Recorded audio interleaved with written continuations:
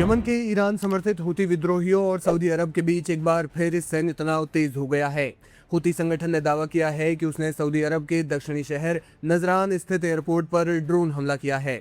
इस दावे के बाद पूरे क्षेत्र में सुरक्षा चिंताएं बढ़ गई हैं और आशंका जताई जा रही है कि सऊदी अरब इस हमले के जवाब में यमन में हूती ठिकानों पर फिर से कोई सैन्य कार्रवाई कर सकता है।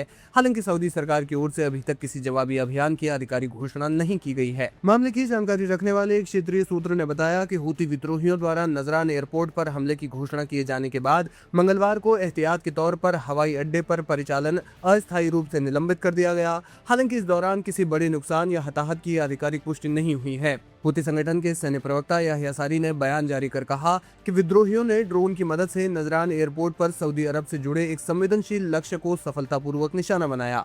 उनके अनुसार यह हमला सऊदी अरब की ओर से यमन के साला और हज्जा प्रांतों के ऊपर ड्रोन उड़ाकर हवाई क्षेत्र का उल्लंघन किए जाने के जवाब में किया गया। हूती नेतृत्व का कहना है कि अगर सऊदी सैन्य गतिविधियां जारी रहीं तो भविष्य में भी इसी तरह की कार्रवाई की जाएगी। ये घटनाक्रम ऐसे समय में सामने आया है जब पिछले महीने हूती विद्रोहियों ने दुनिया के सबसे बड़े कच्चे तेल निर्यातकों में शामिल सऊदी अरब के खिलाफ समुद्री नाकेबंदी की घोषणा की थी। इसके बाद से संगठन ने कई तेल टैंकरों, ऊर्जा अवसंरचना और रणनीतिक ठिकानों पर हमलों की जिम्मेदारी भी ली है। इसके अलावा सऊदी अरब की सबसे बड़ी तेल कंपनी सऊदी अरामको के ठिकानों पर भी हमले किए गए।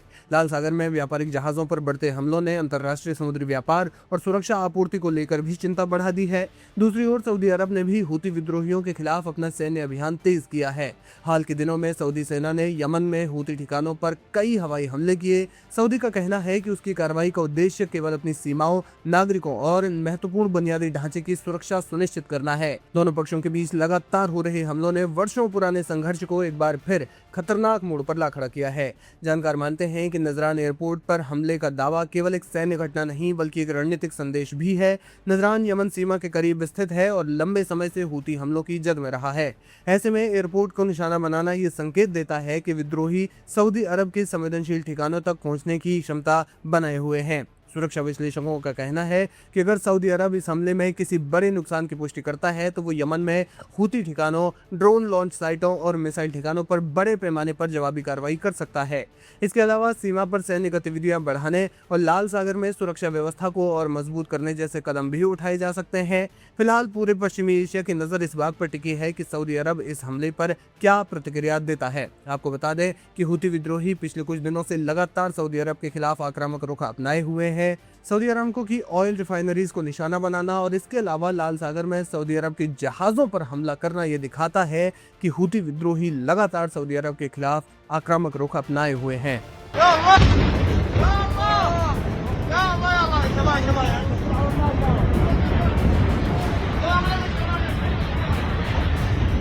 يا الله يا الله شركة النفط الآن بتضرب شركة النفط الآن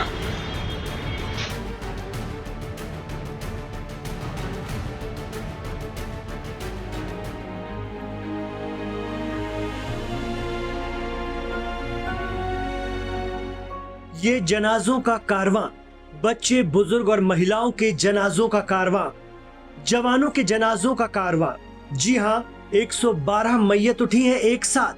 फिलिस्तीनी परचम में लिपटे इन जनाजों को देखकर आप समझ ही गए होंगे कि ये गजा है। इसराइल की आक्रामकता और मजलूमों की मौतों के आरोप के बाद ये गजा में पहले ऐसे जनाजे हैं जो इस बात की गवाही दे रहे हैं कि नवंबर 2023 से लेकर करीब 2.5 साल तक गजा में किस हद की क्रूरता अंजाम दी गई। अब गजा सिटी में एक इस्राएली हवाई हमले के करीब 3 साल बाद मलबे से 112 फिलिस्तीनियों की लाशें और इंसानी अवशेष बरामद किए गए हैं। इनमें एक ही परिवार के एक ही कुनबे की एक साथ कई लाशें हैं जिनमें महिलाएं और बच्चे दोनों शामिल हैं। गजा सिविल डिफेंस के मुताबिक अक्टूबर 2023 में हमास के हमलों के बाद जब इसराइल ने गजा पर कहर बरपाना शुरू किया तो हजारों लोग मारे गए। उनमें से 112 लोगों का ये पहला जनाजा है जो काफिले में निकला। कहा जा रहा है कि अभी तो ये शुरुआत है। जैसे जैसे खोजबीन आगे बढ़ेगी और मलबे टटोले जाएंगे, उसके नीचे से हजारों लाशें या फिर उनके बाकियात या अवशेष निकलेंगे। कहा जा रहा है कि करीब 8000 शव गजा में इमारतों के मलबे के नीचे अभी भी दबे हैं जिन्हें इसराइल के बमों ने जमींदोज कर दिया था।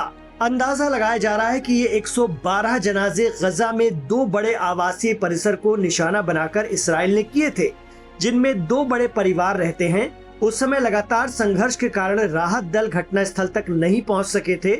जुलाई के मध्य में टीमों को पहली बार वहां पहुंचने का मौका मिला था, जिसके बाद अगले 2 सप्ताह तक मलबे में लाशों और उनके बाकियात की तलाश का अभियान चलाया गया।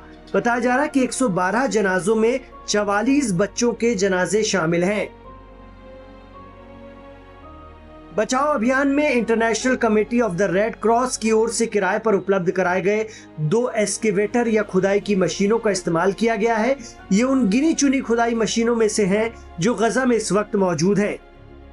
वहीं मीडिया रिपोर्ट बता रही है कि इसराइल की फोर्स IDF ने इतने बड़े पैमाने पर लाशें मिलने पर सिर्फ इतना ही कहा है कि ये हमास की वजह से हुआ है, क्योंकि हमास आबादी वाले इलाकों में छिपता है और उसकी वजह से गजा के आम लोग इसराइल के हमलों में मारे जाते हैं। लेकिन गजा की हेल्थ मिनिस्ट्री बताती है कि इसराइल अपनी आक्रामकता को छिपा नहीं सकता। उनके अनुसार 7 अक्टूबर 2023 को हमास के हमले के बाद शुरू हुए इसराइली सैन्य अभियान में अब तक 73,000 से ज्यादा फिलिस्तीनियों की मौत हो चुकी है।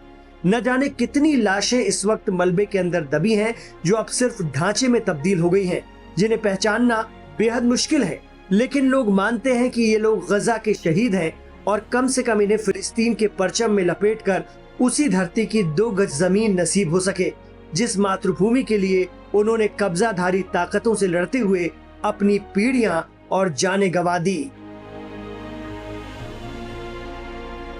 या अल्लाह, या अल्लाह, या अल्लाह। दुनिया का सबसे सुरक्षित और बिजनेस हब माने जाने वाला शहर दुबई, लेकिन अब यहीं से आई एक खबर ने पूरे मिडिल ईस्ट में हलचल मचा दी है। दुबई के जबल अली इंडस्ट्रियल एरिया में करीब 20 मिनट के अंदर लगातार 7 धमाके हुए। धमाकों के बाद आसमान में काले धुएं का विशाल गुबार दिखाई दिया, जिसके वीडियो सोशल मीडिया पर तेजी से वायरल हो गए। या अल्लाह, या अल्लाह, या अल्लाह, ला हौला वला कुव्वता इल्ला बिल्लाह। راح السوق الإيراني وبيرواهي اوف لا حول ولا قوة إلا بالله. لا حول. سمعوا كيف نوف روحي نوف حسبي الله. نعم يتني انفضر كبي. استغفر الله العظيم، استغفر الله. الله يسلم يا ربي، الله يسلم الشرطة والمطافي ويسلم. يا الله قلبي عورني قسم بالله.